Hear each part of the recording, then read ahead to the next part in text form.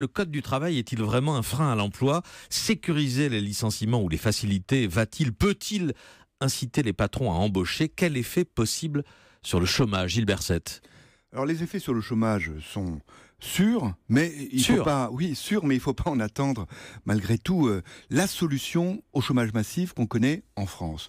C'est l'un des éléments de la solution. Parmi beaucoup d'autres éléments de solution, réforme sur le marché des biens, réforme encore sur le marché du travail de la formation professionnelle, réforme de la fiscalité en France qui est très dissuasive à l'investissement et surtout à l'investissement innovant. Vous voyez, il y a toute une palette de réformes qui sont indispensables à mener en France.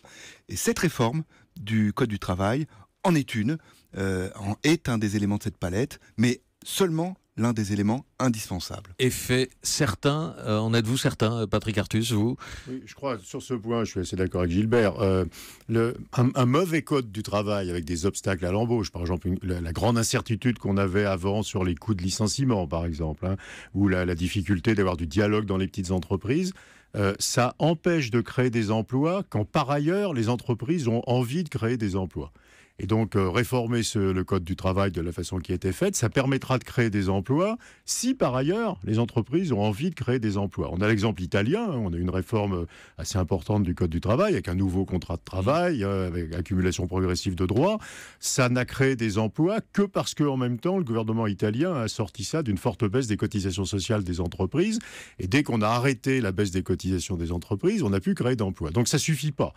C'est une condition nécessaire, mais qui, en soi, ça ne créera pas d'emploi. Donc ça créera d'emplois si par ailleurs, on va, et ceci va être très probablement fait, beaucoup baisser les cotisations sociales sur les plus bas salaires, ce qui est la mesure la plus efficace pour créer des emplois, baisser le coût du travail peu qualifié.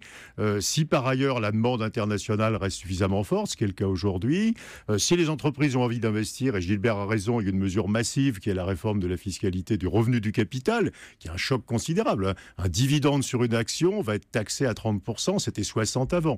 Mais vous voyez, c'est un facteur permissif de la création d'emplois, mais en soi, ça ne crée pas des emplois.